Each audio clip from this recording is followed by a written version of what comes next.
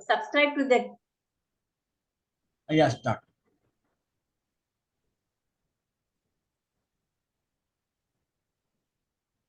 Yes. So we will start with the Vedanta Darshan. Okay. In Vedanta Darshan, it says that yoga means it is union of Atma and Paramatma, which we just discussed just now. Okay. Now, what is this Jivatma? Jivatma is the individual soul, our Atma, inside Atma. And Paramatma is the supreme soul. Okay. So, individual soul joining with the supreme soul. That is yoga. It is as per Vedanta Darshan, and everybody are using that word. Okay. Now, according to date wise, we will go. Okay. The next we will see in Briha Yajnavalkya Smriti. What it says, that is also an ancient text. Okay. It says that Yogena Atma Darshanam. It is there in the PPT. You all can refer. And it's the same thing is given in your book also. Okay? Yogena Atma Darshanam. Now, what is the meaning of Yogena? Yoga, you already know the meaning. So, it means that is the self that is realized by the means of yoga. Okay, by the means of yoga, whatever you realize. Okay, what do you realize by the means of yoga? Atmena darshanam. You can see the darshan of your own Atma. Okay, so why do we say that? See, as a human being, we all have mixed qualities, good qualities. Not that we are intentionally bad.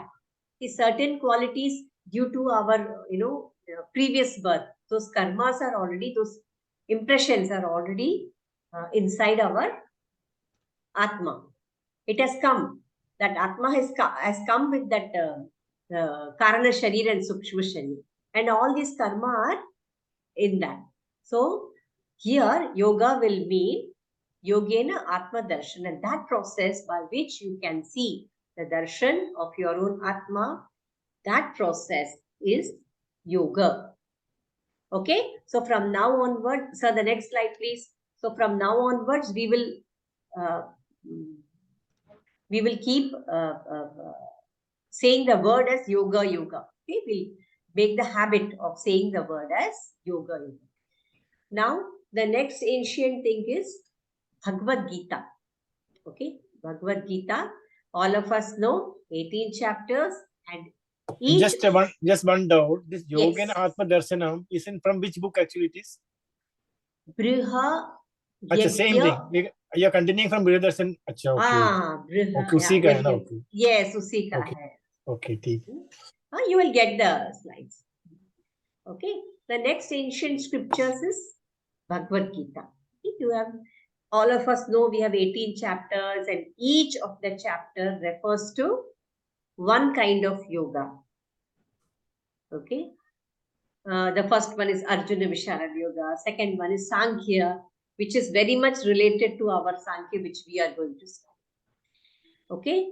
It says that in second chapter, which is called as Sankhya Yoga, the name of the second chapter, Yogastha Kuru Karmani Sangam Tyaktva Dhananjaya Siddhyo Samo Bhutva Samatvam Yoga Uchyate. Now we have to stress on this word, Samatvam Yoga Uchyate. Now what is the meaning of this Samatvam? Samatvam is balance. So he is saying that balance. What is exactly this balance? So for that, Lord Krishna says to Arjuna, while whatever karma you are doing, whatever is your duty, okay, you don't think about the outcome. Outcome as in whether I'm going to succeed, whether I'm going to fail. Don't think. You take it as a duty. See, whatever karma you're doing, if you consider it as your duty, okay, without thinking about that success or failure, that fear of failure or that excitement of success. Okay, set this part aside and just carry on with your karma. Okay, now due to some reason, if you have taken up some project, suppose you have in your yoga, all our yoga teachers, you have taken up some project, you have thought of something that this is going to work out like this, like this, like this. Okay?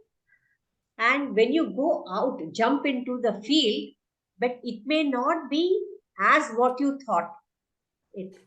So there may be some glitches. You may not achieve the success which you had thought of. So he's saying you be balanced. Okay, this is the first time I'm taking up this yoga project. I have made these mistakes because of which I did not get that much success or my failure has happened. Note down that and then go ahead. So you treat it with balance. Even if you have been defeated, in some places, you may not be defeated in all the places. Even though you have been defeated, you treat both success and failure in balance. You keep them equally, treat them equally. And that is called, when you treat both of them equally, the opposites, when you treat them equally, it is called samatvam yogam uchyati. He's saying you abandon that attachment. Because we are having attachment to the success and failure, then we get the stress of getting success and fear of getting. And both these are bad for our, whether it is our physical health or mental health. First, it will affect our mental health, and then slowly our physical health also will get. So that you can see Arjuna, if you have read the second chapter, you will know how Arjuna is scared. He's saying, no, I won't lift this bow at any cost. He was just looking for excuses by saying that, oh, they are my brothers, they are my guru, so I will not kill them, like that. Okay? So, samatvam yoga uchyate. So, this is one definition from Bhagavad Gita. Bhagavad Gita itself has around 2-3 definitions, of which we will see one by one. Okay.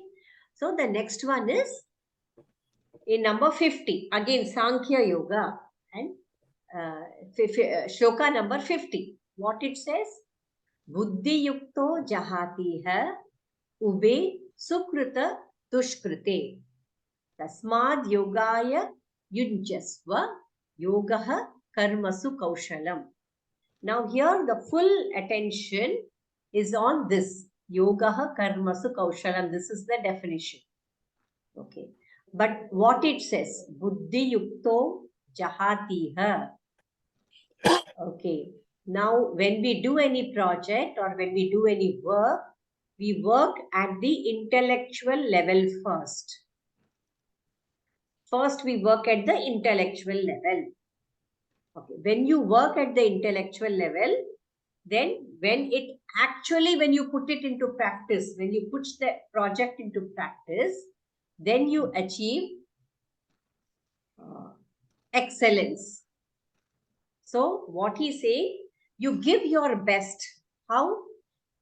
While planning and if you go for corporate yoga and all, so you cannot say buddhi level. Buddhi means you are actually, in simple terms, you are planning at the intellectual level. Okay. After planning at the intellectual level, then only you take up the implementation of the project. So, when that is done, when you put your when you give your best, when you give your 100% at that planning level, then at the execution level, what will happen? Karmasu kaushalam, skill in action. You have shown your best skill in your action. Just because you have given your 100% at the intellectual level, at the planning level. Okay? So, like you have identified the problem and then at the intellectual level, you are planning. And then you are jumping into the field. So, that time when you're giving your best, when you're performing your best, when you're giving your 100%, that is called yogaha karmasu kaushalam. Okay? At that time, why the mind is at peace when the yoga karmasu kaushalam has happened? Because You have already intellectually planned it very well. Okay, so this was the second definition, chapter number 2, shloka number 15. Okay, when we quote, no, we will be needing all this. So you have to say that. Sometimes if they ask in Viva, you may have to quote. Okay, that we will give you training during the mock sessions. Okay. Now the next one is in the 6th chapter. As I said, every chapter, one yoga is the name of yoga, right? So like that, this chapter, it is Yuktahara Viharasya, Yukta Cheshtasya Karmasu, Yukta Swapna Vibhodasya, Yogo Bhavati Dukkhaha. Oh, sir, can you just pause the recording just for one moment? Yeah, there's nobody at home. You can switch on PPT, sir. So that's what we were saying. Yogaha Karmasu Kaushalam, we finished it. Okay. Now we are coming to the 6th chapter. It is known as Dhyana Yoga. Like how every chapter, Dhyana Yoga means yoga of meditation. Okay. So in that chapter, it is given Yuktahara Viharasya, Yukta Cheshtasya Karmasu, Yukta Swapna Vibhodasya, Yogo Bhavati Dukkhaha. That means Yukta. Why is this? What is this word Yukta? Yukta is being repeated so many times. Okay? That means it is a very important word. When in Sanskrit, in shlokas especially, whenever one word is being repeated often, that is very, very important. Okay? So now Yukta, you can call it as a golden word. So Yukta means you can say different, in Sanskrit it is like that. One word can have different meanings or we can express it in different ways. So Yukta means you can say steadiness, or Yukta also can mean gradually. Okay, slowly and gradually. Yeah, it can mean like that. Okay, Yukta. So here let us take the meaning as steadiness and gradually, slowly and gradually. Okay. Yukta ahara. Ahara means what? Ahara, we normally think it is the food which you take in through the mouth, right? But it says that ahara, of course, it is the definition of ahara. Ahara also can mean the food for the soul, which you're taking through the indriyas. The kind of scenes you watch around you, the kind of things, that is the food which is going to the soul. Okay. So, yuktahara. So, you have to be steady. You have to be perfect in ahara. For example, when your eating habit, you should eat at the same time, at the same place. And I mean, if possible, at the same time, at the same place, and the quantity and the quality, everything. All these things should be moderate. Okay, moderate. So another meaning for yukta will be moderation. Okay, so yuktahara viharasya. Vihara, activity, some recreation. Now, in English, there is one proverb, if you might have heard, all work and no play makes Jack a dull boy. Like that they say in English. But here your vihara, your other activities should also be in moderation. It should be moderate. It should be in moderation. Okay? Moderation as in, suppose some people go out in the evening for a walk. Okay. Some people for their recreation, they take up singing class. Some people, they take up yoga as a recreation. Right? So, that should be yukta, moderate. It's not that just because I love yoga, 3 days I'm doing, for 3 hours I practice, and suddenly the 4th day I don't do anything. And then I practice for 2-3 days, and after 1 month I don't do anything. It should not be like that, right? So do it in moderate quantity, but it should be yukta viharasya. Yukta cheshtasya karmasu. Okay. Yukta cheshtasya karmasu. Karma, your duty, whatever your duty you're doing, your daily duties.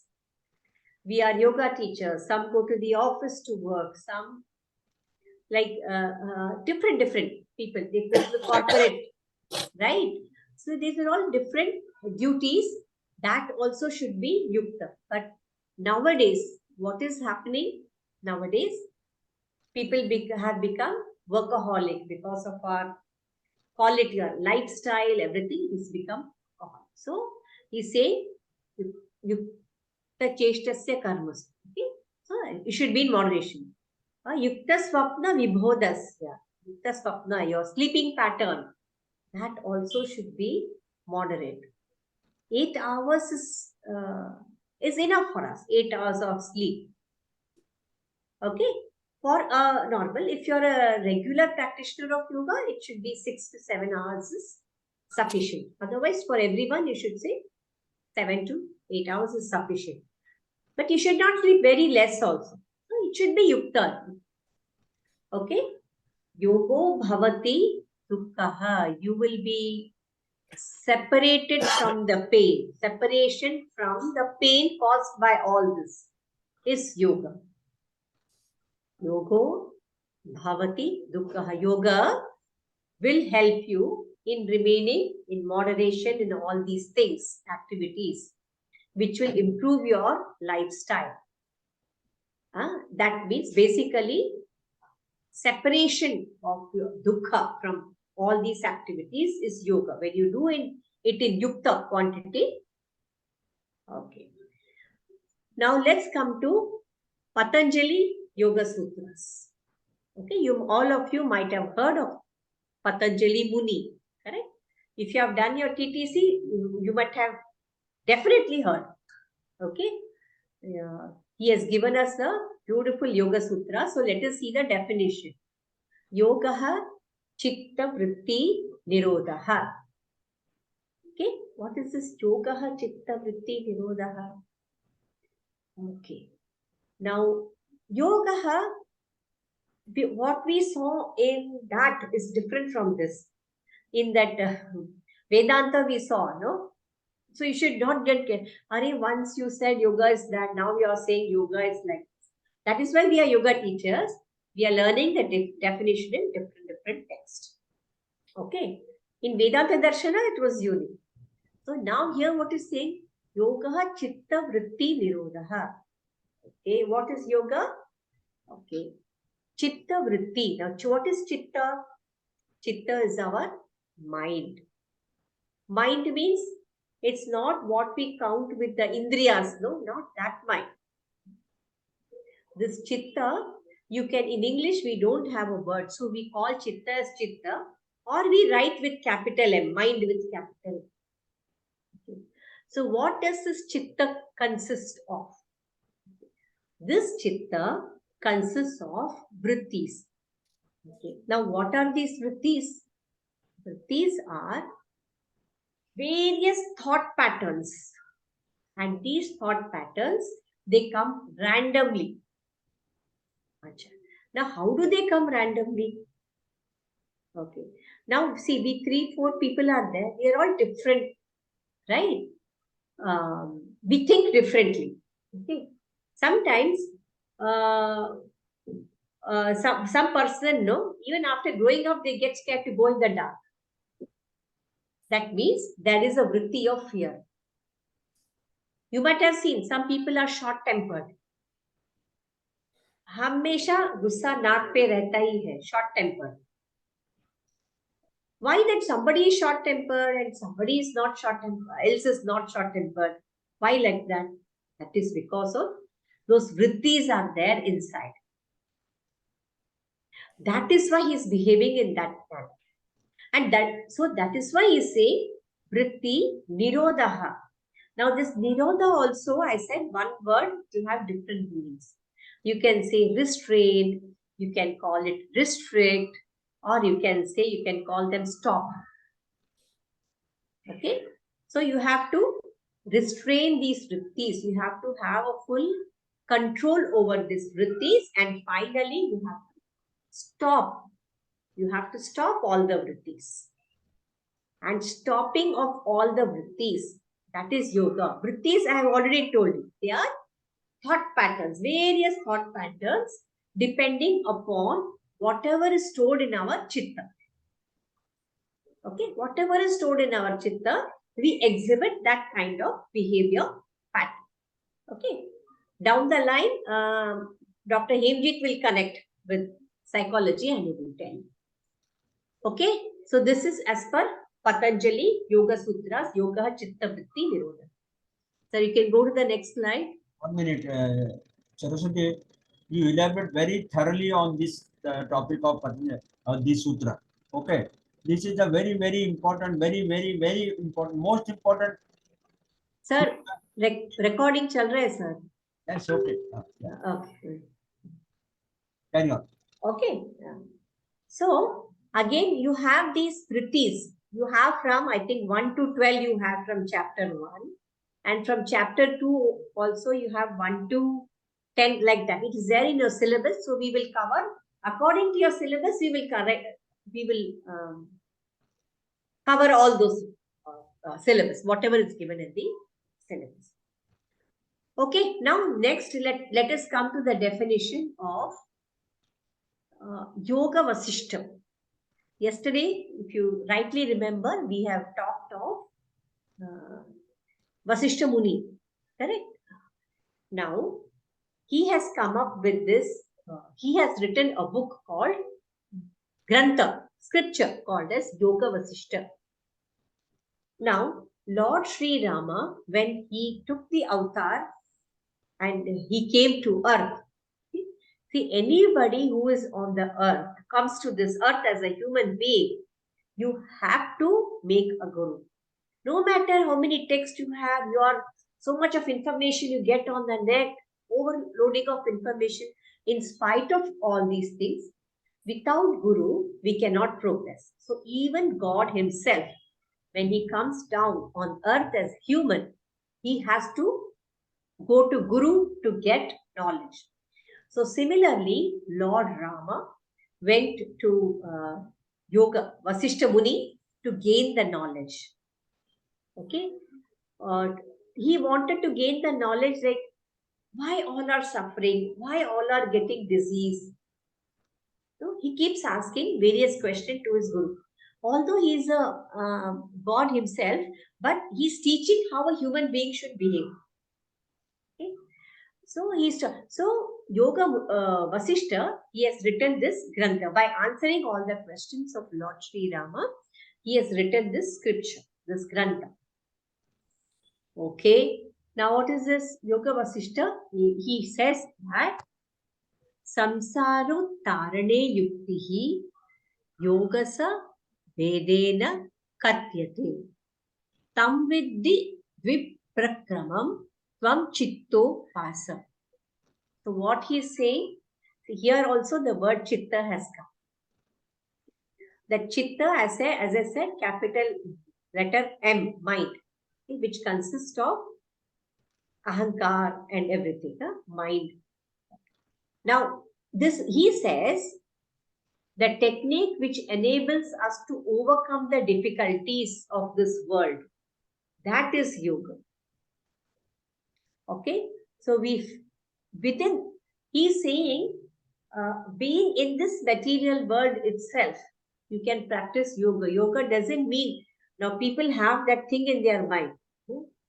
Yoga, samadhi means you have to go somewhere into the jungle, then that is yoga. And nowadays, the modern day, other extreme. For them, yoga means, as I said yesterday, some few asanas, 3-4 pranayama, then little bit of guided meditation, finished. They feel. So he is saying that is not yoga. Yoga is the technique which helps you to overcome the difficulties in this material world. That technique is called yoga. Okay. And then what he goes to say in the next one, he says that Manaha Prashamana Upaya Yoga iti abhidiyate. Manaha Prashamana Upaya Yoga iti abhidiyate. That means what he says, Mana Prashamana Upaya. That means the technique of pacifying the mind. Pacifying means calming down the mind. That is yoga. Who is saying this? Vasishtha Muni is saying this. This is the definition of yoga.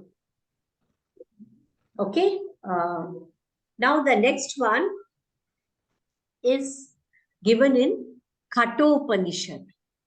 Okay, Kathopanishad. It says that Yada Panchavatishtante Jnanani Manasa Saha Buddhischa Na Vicheshtate Tamahuhu Paramam Gatim. That means what it says that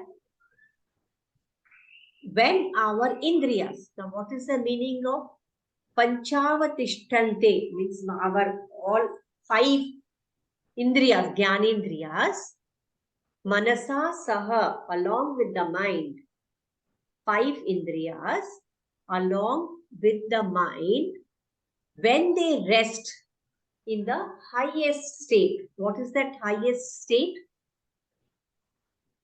When they have become one with the Atma. Okay? Blissful state, in the Anandamaya state. Okay, when they rest in that Anandamaya state, that state is called yoga, which is also called as samadhi. Okay, so this is what Kathopanishad says. Okay, Paramam Gatim. So that is the highest state. Okay, now in Vyasa Bhashya. Now what is this Vyasa Bhashya? Now we were just talking about Patanjali Sutras. Correct? Yoga Chitta Vritti Nirodha. That sutra was given by sage Patanjali. Correct? Now, in those days, it was like that. Now, he has given the sutras and he has gone. Patanjali. And what is the meaning of sutra? Sutra means they are all small aphorisms. Because in those days, the written medium was not there. Okay. The students used to come. Okay. Students used to come. They used to listen to the Guru. And they used to memorize. Memorize everything. The sutra, the meaning, the explanation, everything used to memorize. So, so first thing is Sutraka. So Patanjali is the Sutraka. Now after Patanjali went, now people want to understand the sutras, right? So that gave rise to a Bhashyakar. Now who is a Bhashyakar? The one who gives commentary on the original text. Now here what is the original text? Original text is Patanjali Yoga Sutra. Now this Vyasa Maharishi has given his commentary on the Patanjali Sutras. So what has he told in his commentary? He has told in his commentary, Yoga Samadho. Now what is the Samadho? It has been defined as yoga means Samadhi. Okay, Yoga Samadho. Okay, now this is what he has told in Vyasa Bhashya. Yoga is nothing but Samadhi. Yoga is Samadhi. Like that he has told. Okay. Now in the origin history separate topic is there. There we will go and see what all. Okay. Yeah. How to remember these? Who has told what? These types of questions come for the exams, no? Yes, So yes, definitely. How to remember those things? Yes, yes. One minute, Gopinathan. After the Yes. recording. After the recording. Okay, right. Recording is Let her complete it. Let her. So Vyasa Bhashya. Okay. Now the next one is see all these periods and all. No, we will do it during the origin, history. So during that we will complete all this. Okay. You have a separate topic on that. Sir, you can go to the next slide. Hey, see, still time is there. You revise because one first day में ज़्यादा dose मत दो. Okay. Okay. You can revise, please. Okay. So, so go down, sir. Next, I am doing the original only foundation of yoga. Again, revise Vedanta Darshana. In short, summarize. Sir, अभी नहीं sir और 15 minute है. Let me finish that, no? First day में इतना नहीं मांगता madam. Please. चलो. Okay. वो करो. Yeah. Okay. So now, yoga, it is divided into, you can say in 4 periods. Okay.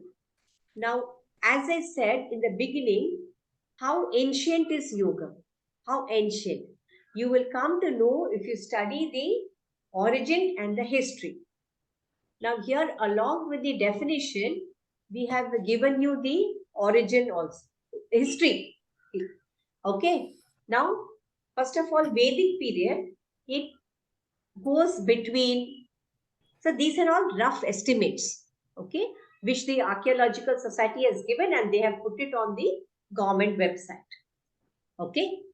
It is from 2700 BC to 500 BC. See, I was talking about BC. Okay. Second to, at that time, this Vedic is defined as the Vedic period. So, how many Vedas we have? 4 Vedas. And how many, in all, how many Upanishads? 108 Upanishads. So, these are called Shrutis. Okay, these Vedas and Upanishad. Again, don't worry, I will repeat the same thing when you go to the, okay. Shruti is there. So, Veda and Upanishad together, they are called as Shruti. Okay. And Smruti. What is Smruti? Smruti, you have all these Shadadarshanas. Smruti means to remember. So, you will read and remember, right? So, they have been written by some Rishi Muni. Okay. That is our Bharatiya Shadadarshana. They can be called as Smruti. Okay. Yeah. In that Smritis, what all had this Shadadarshana? You have this Nyaya, Vaisheshika, Sankhya, Yoga, okay, Mimamsa and Vedanta. Okay, these are all Shad Darshanas. So they come under Smriti. Okay. So now it comprises of, in Vedas, it comprises of 3 yoga. It talks about 3 kind of yoga. First and the foremost is mantra yoga. That is given right in the every Veda. There are 4 sections, I said. No, one section is fully dedicated to mantra. So you can say mantra yoga. Okay, and what is mantra? That which protects your mind.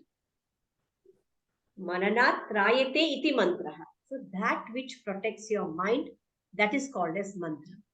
Then what kind of other yoga is mentioned in that? Prana yoga. Now, what do you mean by prana? Prana, will you call it breathing? No, you will not call it breathing. Breathing, it is a physical manifestation of that prana which is inside. That prana is life force, okay, which you obviously cannot see. So this also is given in the Upanishad, Prana Yoga, that which we'll cover in the next unit. Okay, 10 principles. There you have a topic called as 10 principle Upanishads. So in that you can cover. Dhyana Yoga. Dhyana. Okay, Dhyana.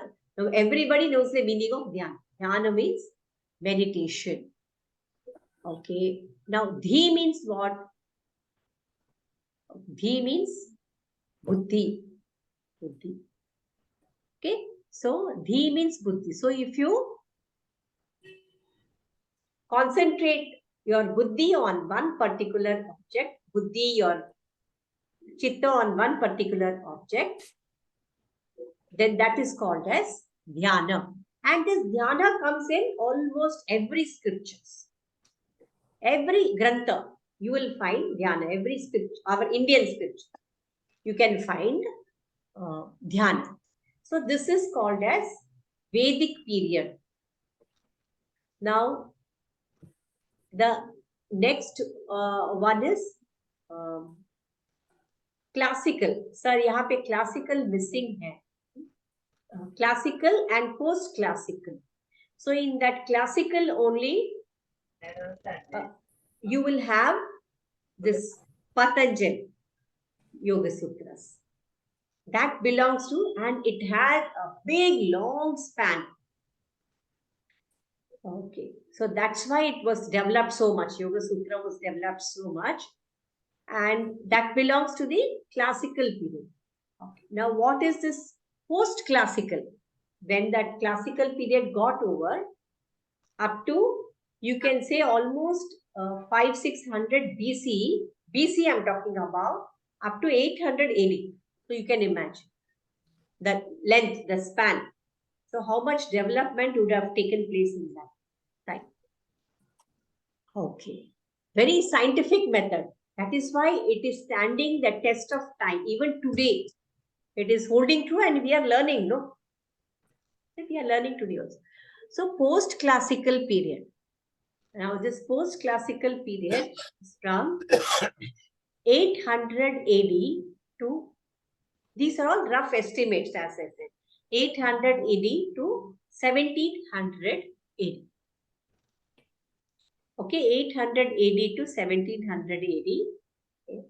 Now this Jnana Yoga, in this, you have, during this period, like during classical period, Patanjali Sutras were famous, and then Vyasa Bhashya, then someone gave Tika on that. Tika means commentary on the somebody else's commentary.